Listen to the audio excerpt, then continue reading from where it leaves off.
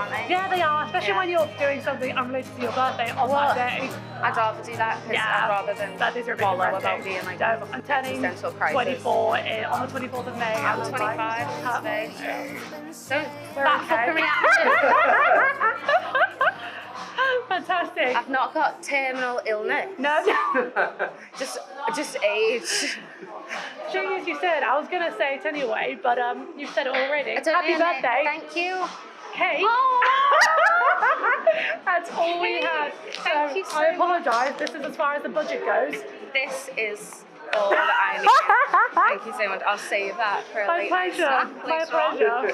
That is, pretend budget. Thank you. Goes that far. You didn't tell me your name. Emily. Hello, Emily. Nice I'm to meet Zuzu. you, Dallas. Nice to meet you, Zuzu. So I really wanted to talk to you in particular about your music videos. Oh, right. I find them really interesting, and I really want to know what inspires you with them, because I just think they tell a really clear story, and I really like that, because some music videos these days are so waffling. And I love the story that yours always seem to tell. Thank you. The next one's more performance based, but but it's still fun. Yeah. But yeah, I guess the last two I kind of directed myself a bit with I wrote the story or whatever. Yeah. So you get very involved in every part of it. Yeah, definitely. I'm super into that. I don't know why. Like maybe it's just because I'm a big film fan anyway. I love comics and cartoons and books and stuff. So the idea of getting to come up with the idea for one of your own music videos is awesome. Why would you pass up that opportunity? Yeah, like absolutely. I wouldn't want someone else to do it. No. Well, I want help. Obviously, I can't do it alone. But And where do you get the ideas from? Because they somewhat link with the songs, but they're also quite different. Your songs are quite open-ended and down for interpretation. So how do you come up with the stories for them? Well, I don't know, that video Dark Blue, for example. I'm obsessed with this show called Doomsday Preppers. Okay. And it's people who prep for doomsday. Nice. Any kind of doomsday, economic collapse, nuclear war, etc., etc. Yeah. And the world. They prep. Yeah. So that was based off. It was kind of like a Wes Anderson doomsday prepper combo. Fantastic. And it kind of went with the song because the song's about the planet dying.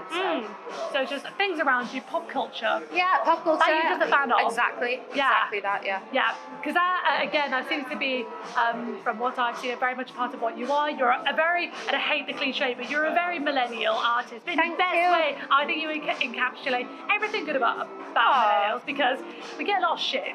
That's super kind. So, I think it's fantastic. And is that something you purposely aim for? Do you want to create music for this generation, about this generation that we actually... Yeah, I do actually, and especially recently, in the last year or so, I've really gotten into a lot more pop music, and in my early 20s, I kind of went through this phase, from 18 to 22, where I was like, I only listen to guitar music, and I only like the Beatles and fucking the Clash, so and I just turned my back on everything that I loved as a kid, and now I'm just so into it. I want to listen to Ariana Grande, I listen to Cardi B, I listen to Taylor Swift, Fantastic. and that's what I'm into now. I still like guitar music, I still love really cool music, but there's a reason those songs are huge, and I really want to make guitar music that's not boring. Yeah, it is. It's sort of guitar music that's poppy. Yeah. It is. That's exactly it. Wants to be fun, doesn't it? Yeah. You want to have a dance. Yeah. You want to be able to. It's fun. Yeah, not to stand there. There's no pretense with it. No pretense. Well, I don't know if it's I don't know if I'm actually doing that or not, to be honest. But that's what I would like to do. That's the aim.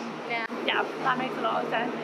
Another thing I really enjoy about your music, and kind of maybe contradicts what I've said about it being millennial music. That's fine. But I feel, weirdly enough, even though most of your stuff came out last year, I feel really nostalgic about it. I feel like I heard it when I was 15. That's and I feel like I weirdly grew up with it. People say that to me. Really? Yeah. That's so interesting. I think it's because the new single that's out a week on Friday, next Friday, it's quite teen movie, 90s, feel good soundtrack kind of vibes. I think I don't know if that's a love good it. thing or a bad thing, that it feels familiar to people, but I think it's good. I get I that a really lot. enjoy it. Yeah, and I see you go to all a variety of concerts. You do quite a lot of underage concerts as well.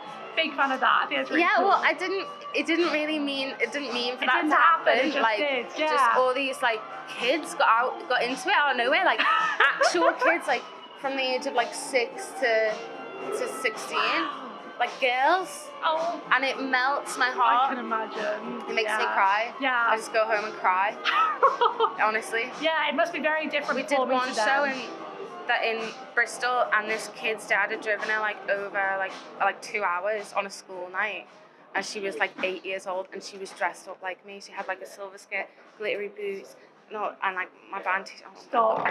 I'm crying. I just wanted to die. Oh, that's so lovely. That's amazing. I mean, I want to try and do like all my shows to be allow all ages, but yeah. maybe when we do our own tour, that'd be fun. Hey? Oh, that's so cool. So cool. And when you're performing those sort of gigs, do you sort of make it a bit sort of child friendly? No, but I should. No, but like last time I did a solo show, and I was just, I don't know what's the matter with me. I just swore, and I think because when you're in, especially in this world, like you just, there's no like really like professional, like, do you know what I mean? So it's like, it's so hard, you don't even realize you're doing it. Yeah. Before until you know, you're kids are like, and you're like, oh my god, sorry, kid, but put your hands over your ears. So, and as soon as somebody says don't swear, obviously, that's all you can do. All you can do. This is it. Yeah, but it must feel a bit scary to also perform in front of kids, because you sort of, do you ever feel like, oh, am I a role model now? Oh God. Oh no. I mean, I hope not. You've just made me think that. Oh no. I don't really do anything that's with like I don't do anything that's like naughty. I'm a proper crank. I'm such a bore. I do now, honestly. Just don't even drink. That's grand. Heck, sod it. That's fine. Yeah. But you say you're a crank. I love everything you wear. Aww. Fashion sense, on point. Thank you. All out there. What a dream. Great. Thank you so much.